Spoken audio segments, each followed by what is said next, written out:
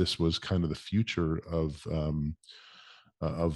private practice healthcare, to have people doing a lot of the administrative work remotely.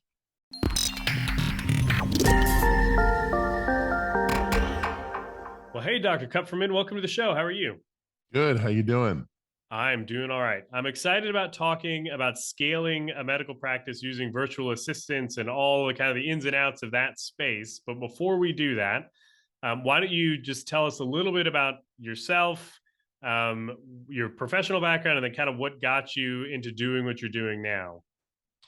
Sure. So I'm an oral and maxillofacial surgeon.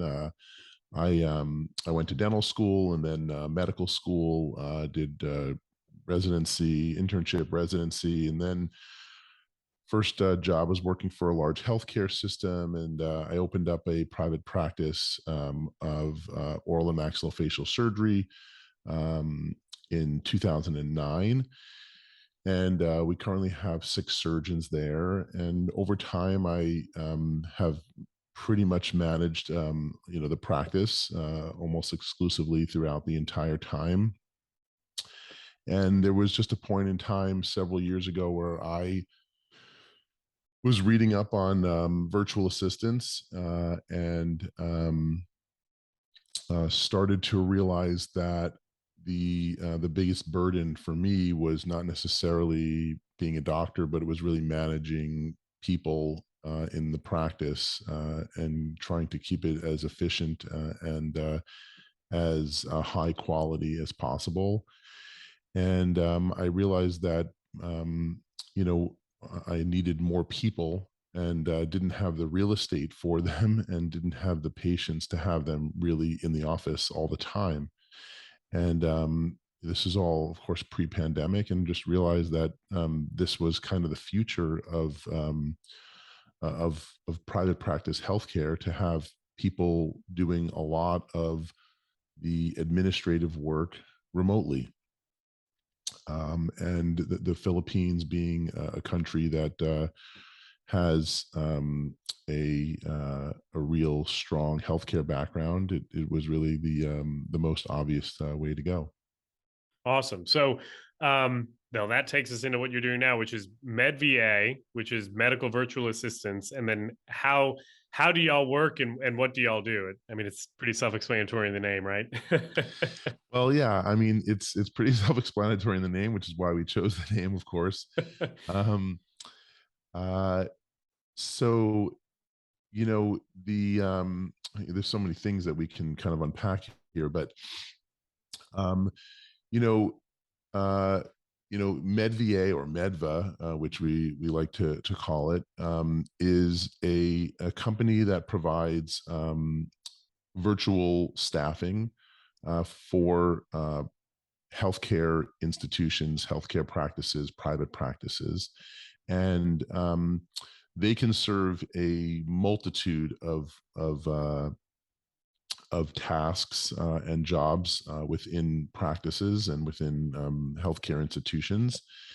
And the main thing, or the main difference that we provide, is that they're your employees. They're working for you on a day-to-day basis. They come when you want. They start when you want them to start. They're on when you want them on. They're off when you want them off. They're working specifically for you. It's not a center, a call center, or an institution that they're, maybe taking a call for one doctor 1 minute, and then 5 minutes later it's another, doctor's office, like many of the older sort of on-call systems work. These people working specifically for you, so you choose them and they work for you. They're just not in your office. They're working remotely. Everybody understands what remote work is now, so Yeah. it's pretty easy. Yeah. So that is one of the big differentiators there, right? Like I don't know how many people have gotten involved in some kind of like get a virtual assistant, whatever, and it might not even be the same person, right? That they're getting that is handling like 3 or 4 different clients at a given time. So what is the process then that you use to kind of source these virtual assistants? And then I guess, is there some kind of training that they undergo, or is that all kind of, since they work for the practice, are they in, is the practice under the responsibility of training these people and getting them up to speed and all that kind of stuff. Yeah, so our company is sort of divided into a sort of recruiting and training and retaining arm, and then there's a customer service arm, which essentially is putting the doctors and healthcare institutions in touch with the virtual assistants that we've trained, recruited, vetted. Um, and so that's kind of the two main arms. And so we spend a lot of time looking for very talented healthcare trained professionals, mostly in the Philippines, although we have several in South and Central America, because a lot of our clients want Spanish speaking virtual assistants. So we recruit them, we train them. A lot of them are already nurses or therapists or some doctors, and they're already, they already know the medical profession. And so we train them on things that are maybe more American healthcare. Um, and then we have some specifics who are trained in, say, dentistry and other sort of healthcare fields. And then, we make them available to prospective client doctors, client healthcare institutions, and they have the opportunity to interview them and then hire them. And the speed by which that happens is incredible and incredibly more efficient compared to what we're dealing with here in the U.S. from the Great Resignation, and sort of handouts and things that are keeping people out of working in medical offices. So that's sort of how it works. And you as a client would, or as a client doctor would still have to train them on the specifics of your Yeah. practice. How do you pronounce Kupferman? Is it Kupferman? Is it Kupferman? What do you do on a daily basis in your office? All the things that you would have to train anybody who's coming into your office to do. But they already know medicine. They already know dentistry. If it's somebody who's going to work in a dental office, they already know billing, collections. They already know what an EOB is. They already know all those sorts of things. It's just they need to know the institutional memory of your individual practice. Yeah. So you're cutting back on some of that training time of getting somebody in that's, maybe new to the field or something like that. They've already got like a baseline level of training. Yeah, well, gosh, for so many years, the healthcare practices in the United States were managed by high school trained, very smart, intelligent people who ran doctors' offices for so many years, and and that group of people has sort of disappeared in many ways, right? It's very hard to find that kind of person who's willing to just sort of finish high school and say, I'm going to work in Dr. Johnson's office, and that's going to be my career. For the most part, they're finding opportunities online. They're finding work with other, say maybe higher paying non-healthcare, maybe tech industries. And so it's become incredibly difficult for the average doctor to find those 3, 4, 5 people who have ran our healthcare system in the Yeah. private sector for decades. And so you're still, for the most part, going to need somebody sitting up front, but all the other work that needs to be done virtually can be done virtually. Yeah. Yeah. Well, especially like you said, the verifying benefits, EOBs, all that kind of stuff, which kind of leads into the next question. So obviously you need somebody in the clinic for, answering the phones, greeting people when they walk in. What are the big, I guess, big ticket item tasks that a healthcare virtual assistant would do for a practice? Yeah, so the easiest way to get started with a virtual assistant is benefits verification. That essentially had been the task of one of the people I described earlier, and they would be calling another, person working for, some insurance company or some benefits provider, in the Midwest of the United States, or somewhere else, and that call, was pretty quick. You picked up the phone, you called, and somebody answered. Today, most of those sort of institutions are staffed virtually as well. Yeah. And so they're either in the Philippines or South America, and so it really is impossible to keep up with those economics. If you're paying somebody in your office to do that, then you're not going to be able to keep up with the cost cutting that the insurance companies are doing, or any payers are doing. So that's certainly the easiest way, because it's extremely intensive. You're really just getting information. A lot of times that information is technically available in some sort of portal, but a lot of it is not accurate, as you may Yeah. know. And so it does require person to person communication with sort of certifications and identification numbers that are going to be used when you're adjudicating a claim 2 months down the line. And so that has to be properly documented, and a simple portal isn't really going to do. As everybody really knows who's ever tried to adjudicate a claim in the, sometime down the line. So that's really the best way to get started with a virtual assistant. For $10 an hour, you can have somebody who's doing that full 40 hours a week. And any reasonable size practice is going to need somebody to do that on a day-to-day basis, every hour, every minute.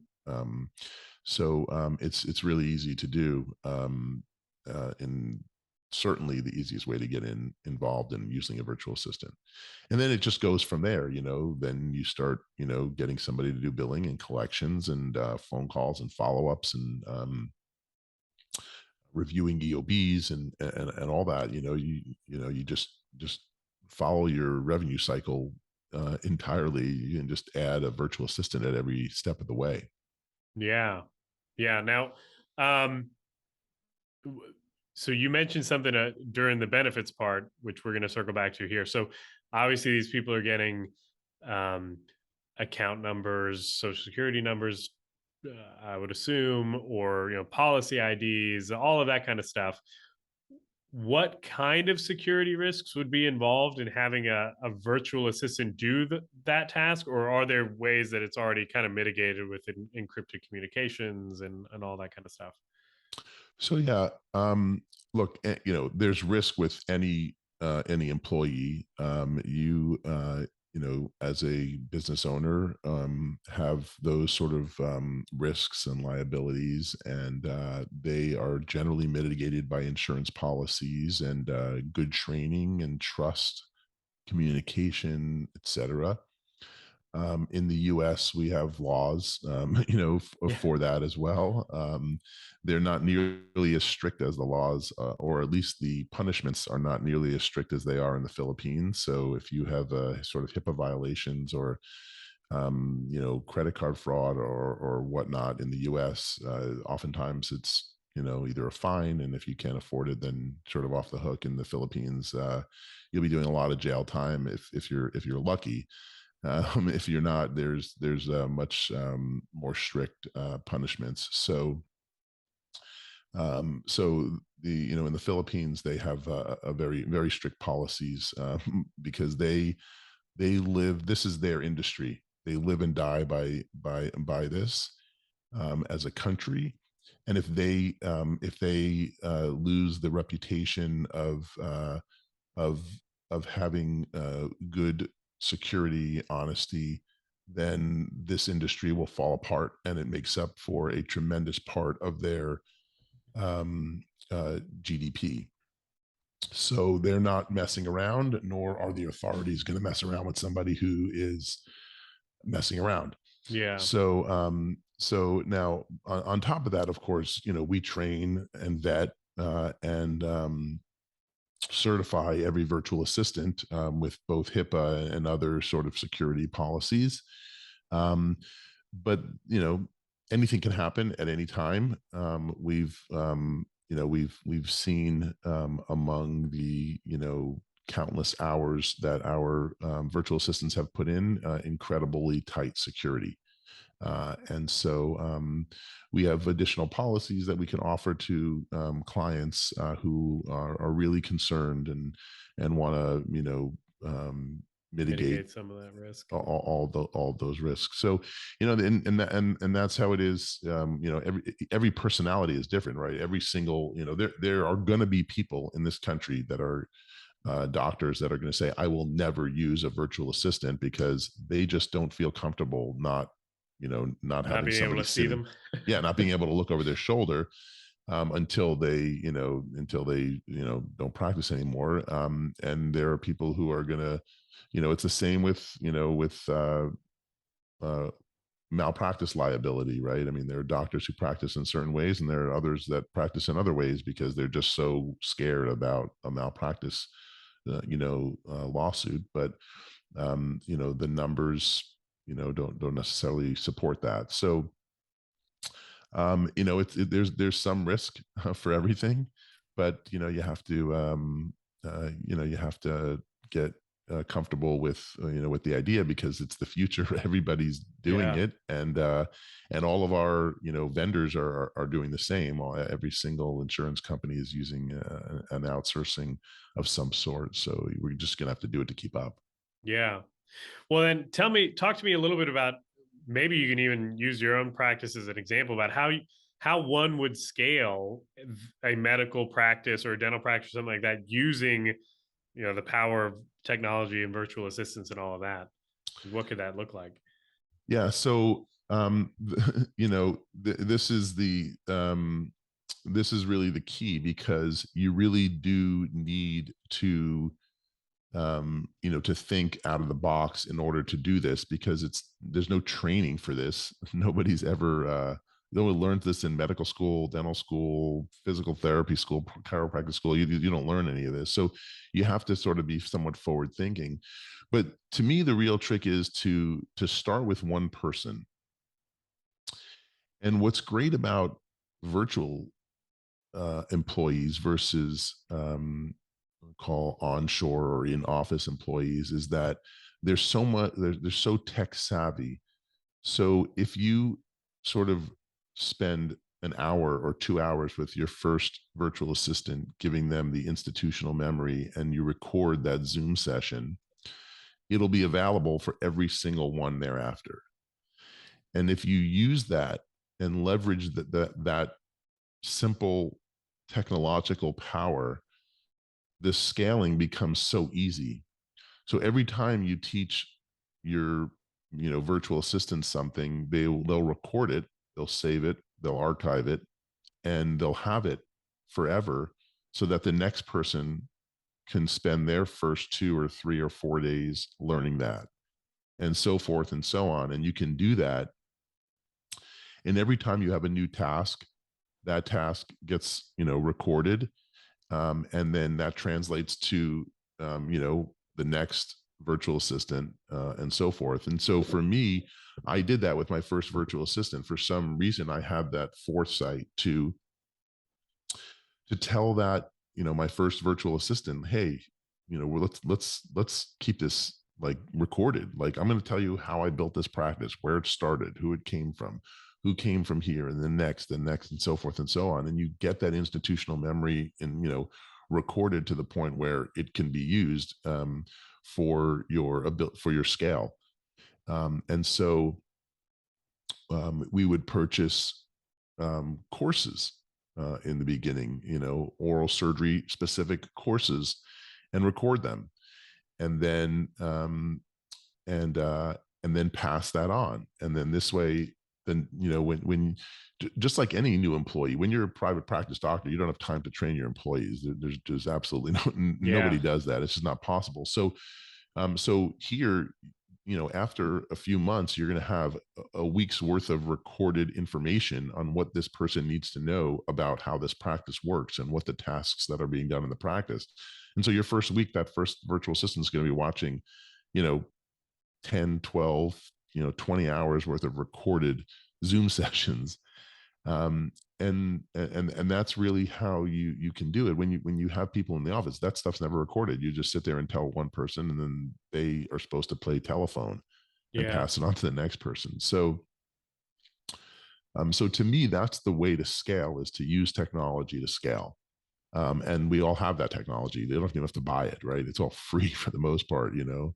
We all have, 20 terabytes of data from Yeah. Google or Exactly. Yeah. Amazon or whoever you're using to store all this information. So that's really the best way to scale. And then you start, depending upon the size of your practice, you start thinking of all these things that are being done. Transcription, we talked already about billing and revenue cycle and benefits verification, transcription, review of records, um, putting together some, reports, documentation, scribing, all of that can be done virtually.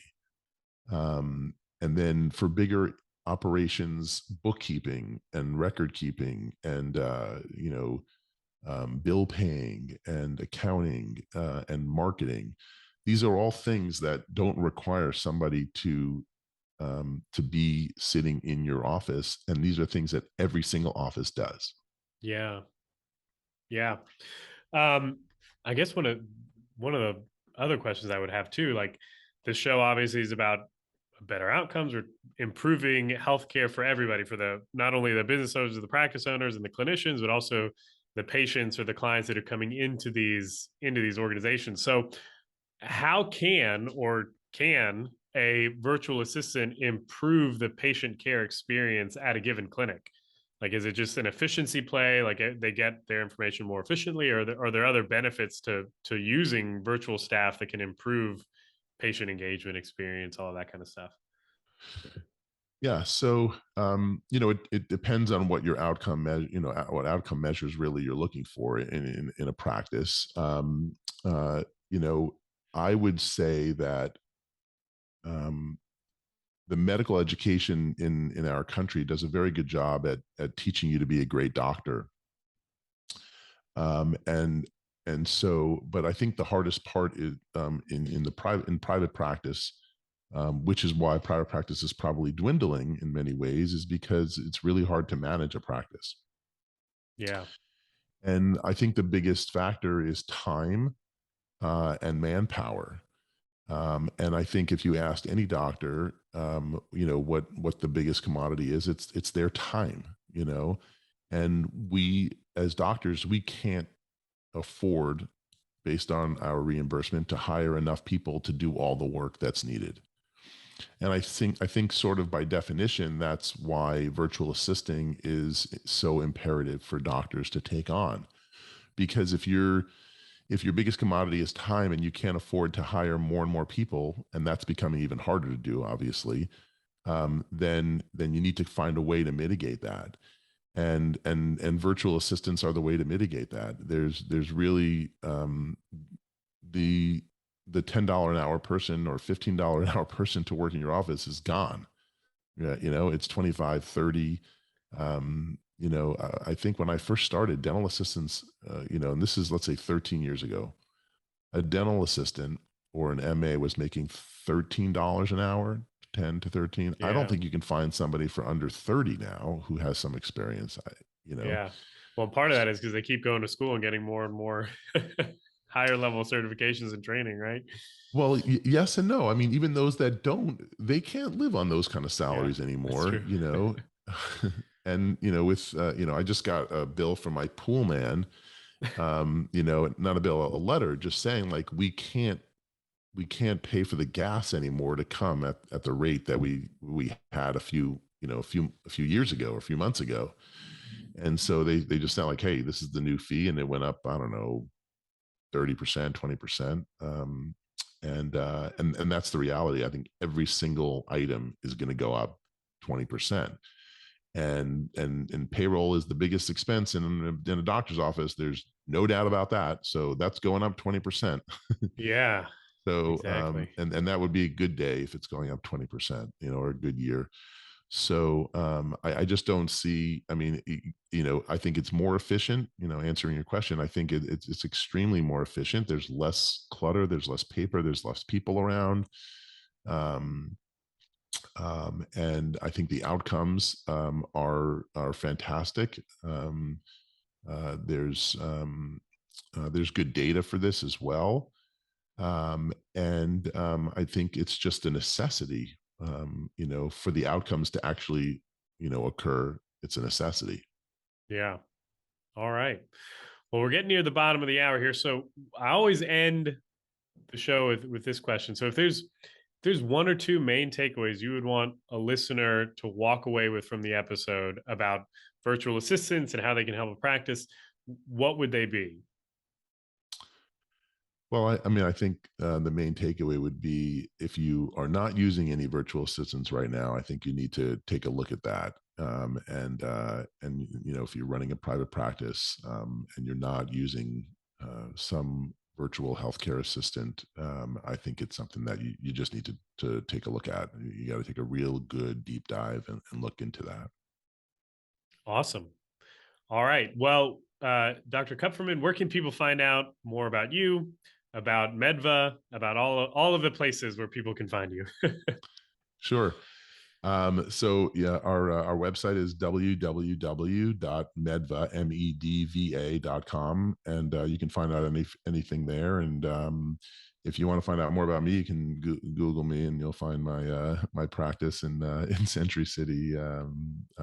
But that's you know just a regular oral surgery practice. If you want to know about MedVA, it's pretty easy. Just go online. We've got plenty of videos and doctor testimonials about how effective and efficient and the outcomes that they've seen from using virtual assistants.